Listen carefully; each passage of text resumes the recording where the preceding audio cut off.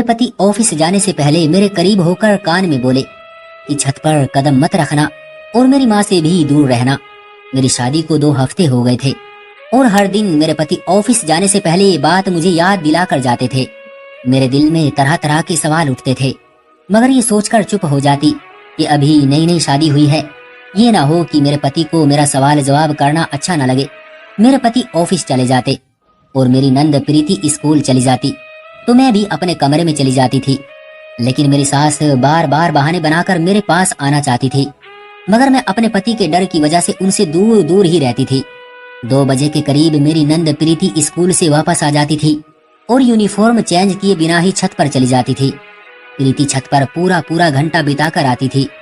वो जैसे ही नीचे उतरती मेरी सास उसको बातें सुनाना शुरू कर देती थी और देखते ही देखते हमारा घर जैसे पानीपत के युद्ध का मैदान बन जाता था। पहले पहले तो मुझे लगता था कि मेरी सास प्रीति के साथ इसलिए झगड़ती थी क्योंकि वो स्कूल से वापस आने के बाद बस्ता खोलकर भी नहीं देखती थी, मगर अब मुझे इस घर में आए हुए 2 हफ्ते हो गए थे। अब मुझे ऐसा लगता कि मेरी सास प्रीति को छत पर जाने से रोकती थी, मगर वो उनकी बात को तवज्जो ही नहीं देती थी। फिर शाम को जब मेरे पति आते तो सीधे प्रीति के कमरे में चले जाते। न जाने दोनों बहन भाई घंटे भर क्या मीटिंग करते रहते थे। प्रीति के कमरे से निकलकर वो सीधे छत पर चले जाते और वहां भी काफी देर तक बैठे रहते थे। मैं कमरे में बैठी ये सब देखती रहती थी। शाम गए जब मेरे पति कमरे में आए तो मैं मुंह बसूर कर बैठ गई थी। वो मुझे देखकर हंस पड़े और बोले, आज तो सूरज 1.25 हाथ पर है, ऊपर वाला रहम करे। उनके हंसने से मुझे हिम्मत मिल गई थी, इसलिए मैं शिकवा किए बिना न रह सकी। मैंने उनसे कहा कि आप मुझे घर वालों से घुलने मिलने क्यों नहीं देते और ना ही खुद मुझे वक्त देते हैं। हर समय छत पर बैठे रहते हैं, न जाने क्या खजाना छुपा रखा है वहाँ। अनिल एकदम से सीरियस हो गए। उनकी आंखों में गुस्सा देखकर मैं डर गई थी। वो बिना कुछ कहे ही घर से बाहर चले गए। रात के खाने के लिए भी वापस नहीं आए थे। प्रीति की जान पर बनी हुई थी। उसने अलग से अनिल भाई कहाँ गए की रट लगाई हुई थी। रात के 10 बज गए थे, मगर अनिल का कोई अता पता ही नहीं था। मैं दिल ही दिल में खुद को कोस रही थी कि न जाने मेरी किस बात पर वो मुझसे इस कदर नाराज हो गए हैं। प्रीति जैसे ही कमरे में गई मेरी सास झट से उठकर मेरे पास आई और बोली, अभी तुम्हारी शादी को जुमा 8 दिन भी नहीं हुए हैं और तुम्हारा पति गायब रहने लगा है, उस पर कड़ी निगाहें रखो।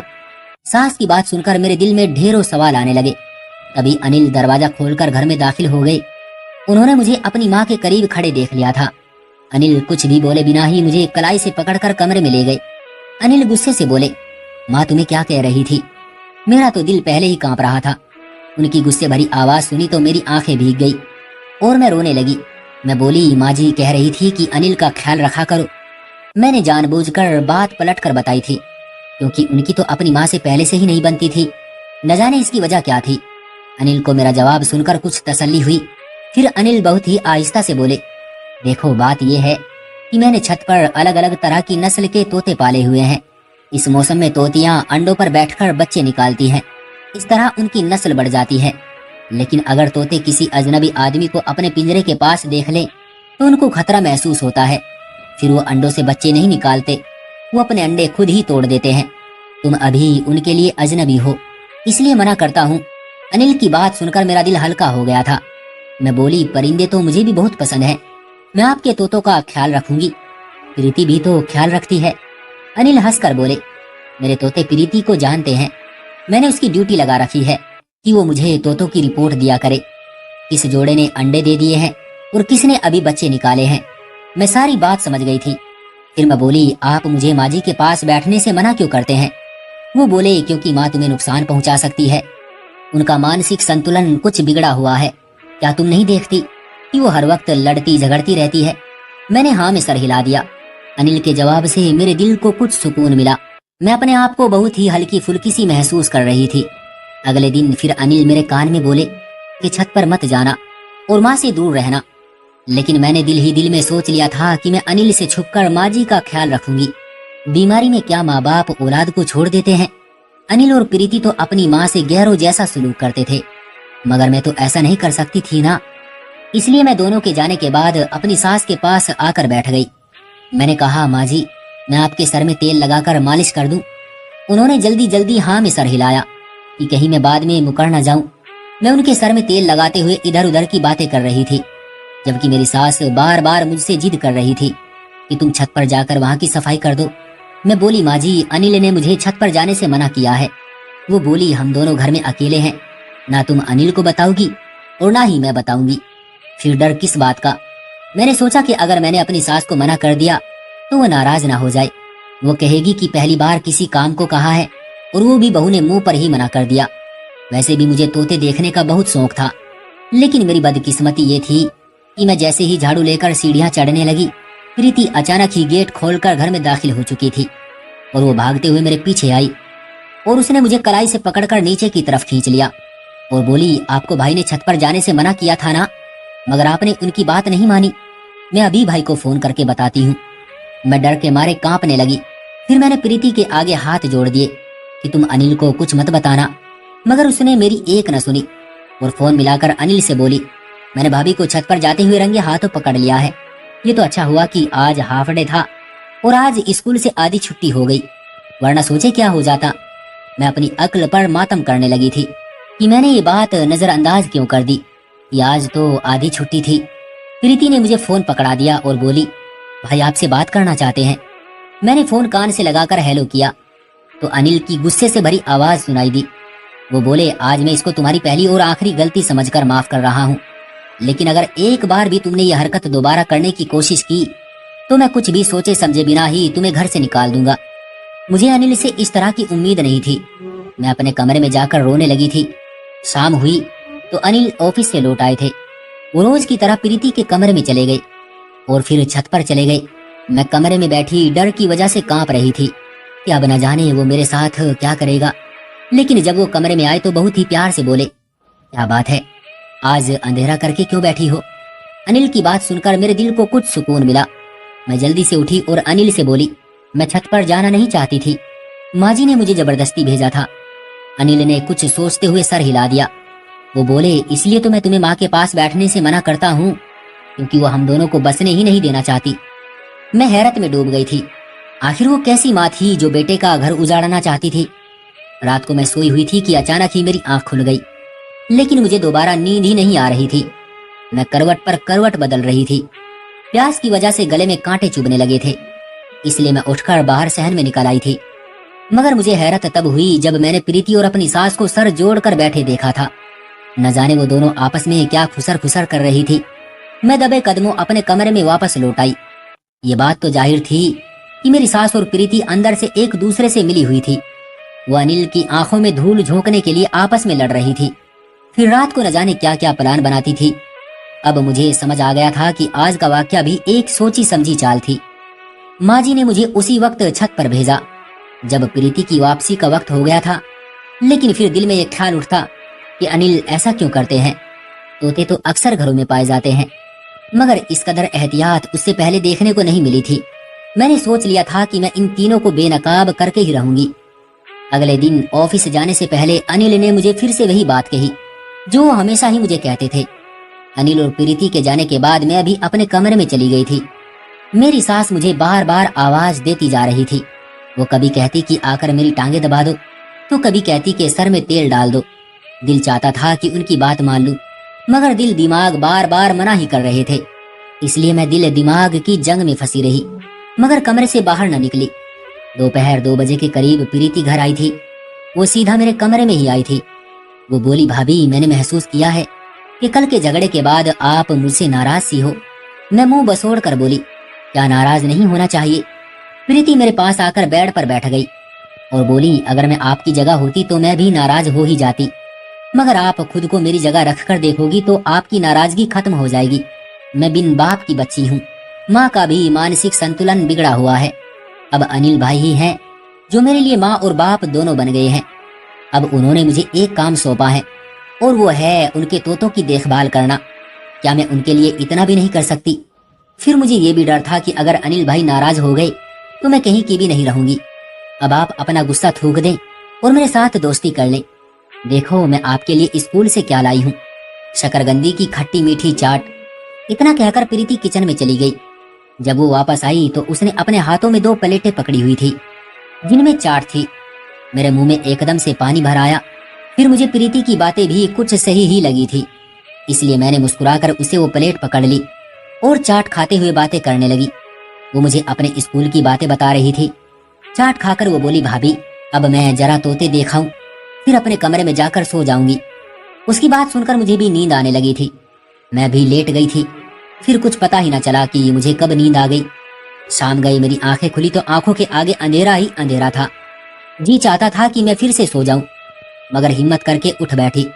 मैं जैसे ही बाहर निकली तो ये देखकर हैरान ही रह गई थी कि अनिल और प्रीति छत से नीचे उतर रहे थे और उनके साथ एक लेडीज डॉक्टर भी आगे आगे चल रही थी। मेरी सास उस डॉक्टर को देखकर चिल्लाने लगी, मुझे बता दे सब ठीक है ना। वो डॉक्टर हाँ में सर हिलाकर बाहर निकल गई। मैं जल्दी से बेड पर आकर लेट गई और सोने का ड्रामा करने लगी। डॉक्टर को बाहर छोड़ने के बाद अनिल दबे कदमों से कमरे में आए और मुझे सोता देखकर फिर से बाहर निकल गई। मैं हैरान थी कि मैं तो इस टाइम कभी भी नहीं सोती थी, आज यूं अचानक कैसे सो गई। लेकिन इस बारे में मैंने ज्यादा ध्यान नहीं दिया था। मैं तो बस यही सोच रही थी कि वो डॉक्टर छत पर क्या करने गई थी। क्या तोतों के भी डॉक्टर्स होते हैं? ये सब बातें मुझे बहुत परेशान कर रही थी। अब मुझे अपनी सास की बातें समझ आने लगी थी। शायद वो मुझे ऊपर इसलिए भेजना चाहती थी कि वहाँ कोई राज मेरा इंतजार कर रहा था जो अनिल मुझसे छुपाना चाह रहे थे। लेकिन मैं अनिल की नाराजगी मोल लेकर कोई भी राज नहीं जानना चाहती थी, क्योंकि मुझे अपने पति से बहुत मोहब्बत थी। आधा घंटा मैं इसी तरह पड़ी रही थी। फिर जब मैं बाहर निकली तो प्रीति से सबसे पहले मैंने पूछा कि अनिल कहाँ है। उसने आंखों में हैरत भरकर मुझे देखा और घबरा कर बोली, भाभी इस टाइम अनिल भाई कहाँ होते हैं? अपने ऑफिस ना, आज भी वो वहीं पर ही होंगे। प्रीति मुझसे न जाने क्यों झूठ बोल रही थी। फिर मैंने सोचा कि अनिल अभी थोड़ी देर बाद ही घर आ जाएंगे, मगर अनिल हमेशा की तरह 6 बजे के बाद ही घर लौटे थे। मैं उनको देखकर बोली, अनिल आप कहाँ रह गए थे? उन्होंने मुझे ऐसी नजरों से देखा जैसे मैंने कोई गलत सवाल पूछ लिया हो। वो बोले, मैं तो ऑफिस से इसी वक्त लौटता हूँ, तुम ऐसा क्यों पूछ रही हो? मैंने नहीं में सर हिलाकर कहा कि कुछ नहीं। मैं चाहती थी कि सबके सामने ही छत पर जाकर राज पता कर लूं, मगर फिर अनिल का प्यार और उनके गुस्से का डर मुझे ये सब करने से रोक रहा था। अब यूं ही दिन गुजर रहे थे, लेकिन मेरा शक बढ़ता ही जा रहा था। यूं ही मैं एक दिन सहन में बैठी बाल संवार रही थी कि मुझे किसी की चीख की आवाज सुनाई दी। मैंने अपनी सास की तरफ देखा और उन्होंने मेरी तरफ देखा। फिर चीखों की आवाज बढ़ती ही चली जा रही थी। ये आवाज छत से आ रही थी। मेरी सास के घुटनों में दर्द रहता था। वो सीढ़ियां नहीं चढ़ सकती थी, लेकिन ये आवाज सुनकर वो अपना दुख दर्द सब कुछ ही भूल बैठी थी और छत पर चढ़ने की कोशिश करने लगी थी। अभी उन्होंने 2 सीढ़ियां ही चढ़ी थी कि उनके घुटनों ने जवाब दे दिया। मैं सब परेशान होकर खड़ी देखती रही और यही सोच रही थी कि क्या करूं। तभी मेरी सास ने अचानक मेरे पांव पकड़ लिए और रोते हुए बोली, जाओ छत पर चली जाओ, उसे जाकर बचा लो, तुम्हें ऊपर वाले का वास्ता है। चीखों की आवाज भी बढ़ती जा रही थी। कुछ भी सोचे समझे बिना ही ऊपर की तरफ भाग गई। ये देखकर मैं बहुत हैरान थी कि ऊपर तो कोई पिंजरा था ही नहीं, बस सामने एक कमरा बना हुआ था जिसे बाहर से कुंडी लगाई हुई थी और ये आवाज उसी कमरे से आ रही थी। मैंने जल्दी से दरवाजा खोला तो ऊपर किसी तोते का नामो निशान ही नहीं था। वहां तो एक लड़की पेट पकड़कर रो रही थी। मैं भागकर उस लड़की के पास गई और उसे दिलासा दी कि तुम फिक्र ना करो, मैं अभी डॉक्टर को बुला कर लाती हूँ। मैं भागकर नीचे गई और अपनी सास को ये सब बताया, मगर मेरी बात सुनकर वो हैरान नहीं हुई थी। वो बोली, मैंने डॉक्टर को फोन कर दिया है, वो बस पहुंचने ही वाली है। मेरी सास ने मुझे फिर ऊपर भेज दिया। मैं उस लड़की को दिलासा देती रही।